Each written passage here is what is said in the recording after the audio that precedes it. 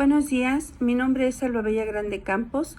Actualmente estoy estudiando la carrera de licenciatura en Derecho en la Universidad Virtual del Estado de Guanajuato, con número de matrícula 225-429, cursando el módulo de Sociedades y Contratos Mercantiles, con el reto número 5 llamado Aplicación de la práctica de la norma a los contratos mercantiles internacionales, bajo la asesoría del doctor Armando Llanos Mendoza, en el que se nos solicita realizar el análisis del siguiente caso práctico. En el Hospital Caminemos Juntos, ubicado en España, celebró un contrato con el laboratorio Collins & Phillips, ubicado en Nueva Zelanda. El objeto del contrato fue la adquisición de una caja de material de uso quirúrgico, 10 camas de hospital, 5 máquinas de oxígeno y una caja de apósitos y banditas adhesivas que el laboratorio entregaría al hospital. Las negociaciones se hicieron mediante intercambio de correos electrónicos.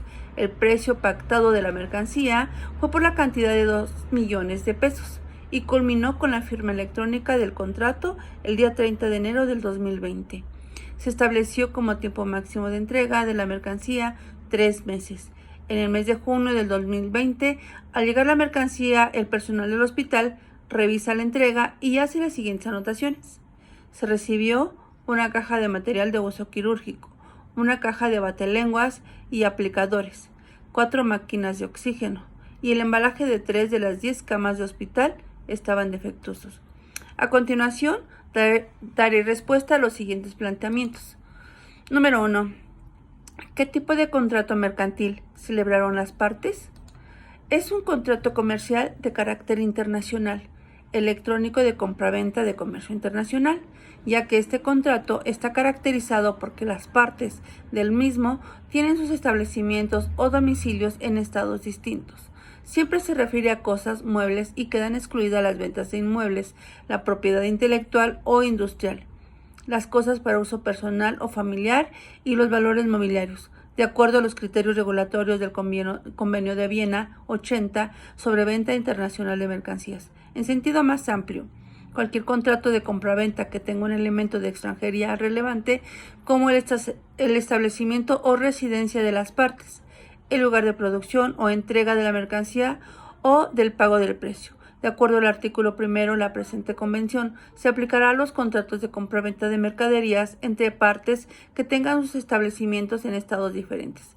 Inciso A. Cuando estos estados son estados contratantes, de lo anterior se desprende que los 2 requisitos esenciales o la manera idónea para que la Convención de las Naciones Unidas sobre los contratos de compraventa internacional de mercaderías sea aplicable.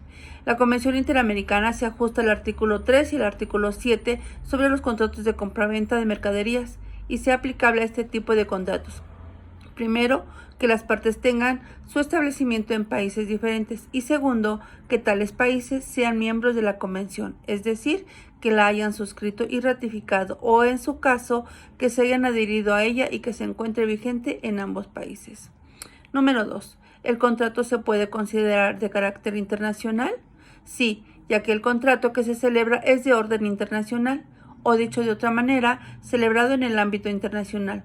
Es condición sine qua non que las partes contratantes tengan sus respectivos establecimientos en distintos países, criterio que es recogido en el derecho convencional internacional relativo a los contratos internacionales, especialmente a la compraventa, y que figura en la Convención de Viena 80 desde el inicio de su texto como requisito esencial para su ámbito de aplicación, además de contemplar otros supuestos para que el convenio entre en acción, como dicho.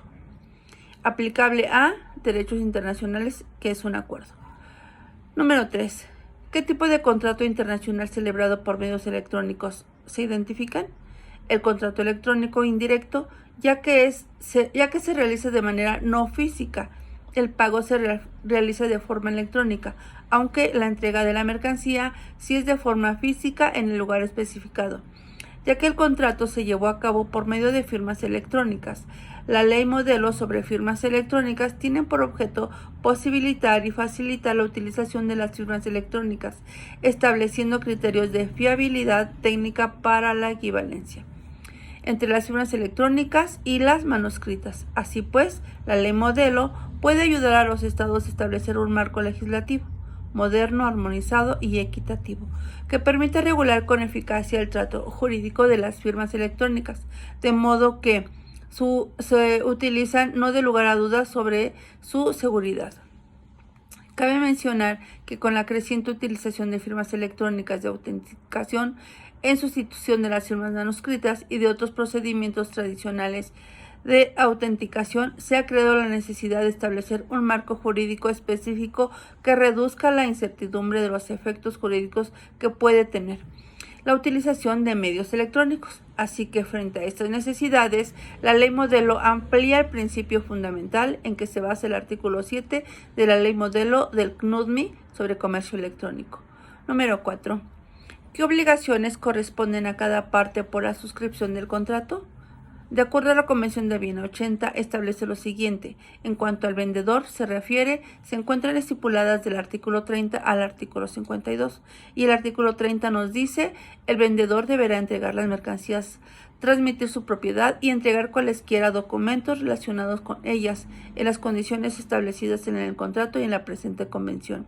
Artículo 31. Si el vendedor no estuviera obligado a entregar las mercaderías en otro lugar determinado, su obligación de entrega consistirá, inciso A, cuando el contrato de compraventa implique el transporte de las mercaderías, en ponerlas en poder del primer porteador para que las traslade al comprador. Artículo 32. Si el vendedor, conforme al contrato o a la presente convención, pusiere las mercaderías en poder de un porteador y éstas estuvieran claramente identificadas, los efectos del contrato mediante señales en ellas, mediante los documentos de expedición o de otro modo, el vendedor deberá enviar al comprador un aviso de expedición en el que se especifiquen las mercaderías. Inciso B. El vendedor, si estuviera obligado a disponer el transporte de las mercaderías, deberá concertar los contratos necesarios para que ese se efectúe hasta el lugar señalado por los medios de transporte adecuados a las circunstancias y en las condiciones usuales para tal transporte. El vendedor, si no estuviera obligado a contratar el seguro de transporte, deberá proporcionar al comprador, a petición de éste, toda la información disponible que sea necesaria para contratar dicho seguro. Artículo 33. Cuando con arreglo al contrato se haya fijado o pueda determinarse una fecha. Artículo 35. Inciso A.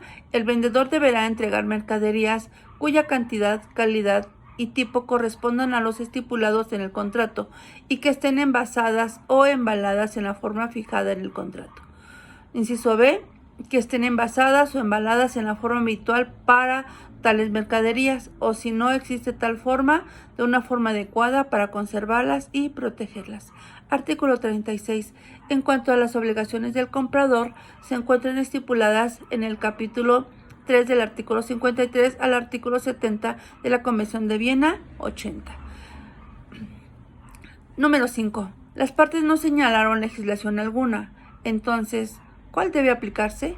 La ley aplicable a un contrato es el cuerpo de leyes que regirá la interrelación y ejecución del mismo. Dado que en los contratos internacionales cada parte es originaria de un país, cabe señalar que cada actor preferirá que las leyes de su propia jurisdicción rijan el contrato, por lo que es una cuestión importante a negociar. Aunque las partes no lo hayan mencionado, es importante señalar, de acuerdo a la categoría de tratado internacional, la Convención de Viena 80, que se caracteriza por ser un ordenamiento uniforme, es decir, que una vez que es invocada en el contrato por las partes en el ejercicio de su autonomía contractual como derecho aplicable, o que conforme a regla general de ámbito de aplicación tenga ese carácter, regirá el contrato. Número 6. Considerando que la recepción de la mercancía no fue acorde a lo que se celebró en el contrato, ¿qué opciones crees que tenga el hospital frente al contrato? De acuerdo al artículo 25 de la Convención de Viena 80, el incumplimiento del contrato por una de las partes será esencial cuando cause a la otra parte un perjuicio tal que la prive sustancialmente de lo que tenía derecho a esperar en virtud del contrato, salvo que la parte que haya incumplido no hubiera previsto tal resultado y que una persona razonable de la misma condición no lo hubiera previsto en igual situación. Número 7. ¿Crees que procede la cancelación del contrato? Si el vendedor no cumple cualesquiera de las obligaciones que le incumben conforme a contrato o a la presente convención, el comprador podrá, inciso A, Ejercer los derechos establecidos en los artículos 46 y 52 de la Convención. Inciso B. Exigir la indemnización de los daños y perjuicios conforme a los artículos 74 y 77 de la Convención. Inciso C. El comprador no perderá el derecho a exigir la indemnización de los daños y perjuicios, aunque ejercite cualquier otra acción conforme a su derecho. Artículo 49. El comprador podrá declarar resuelto el contrato. Inciso A. Si el incumplimiento por el vendedor de cualquiera de las obligaciones que le incumban conforme al contrato o a la presente convención constituye un incumplimiento esencial del contrato. Inciso B. En caso de falta de entrega, si el vendedor no entrega las mercancías dentro del plazo suplementario fijado por el comprador, informe al párrafo 1 del artículo 47. Conclusión. Las cláusulas que podrían ser aplicables al contrato celebrado entre el Hospital Caminemos Juntos y el Laboratorio Collins & Phillips para prevenir futuros conflictos. Primera. Cláusula primera. El objeto del contrato. Segunda. El precio de las mercancías. Tercera. Formas de pago. Cuarta. Entregas de la mercancía. Quinta. Envase y embalaje. Sexta. La calidad de la mercancía.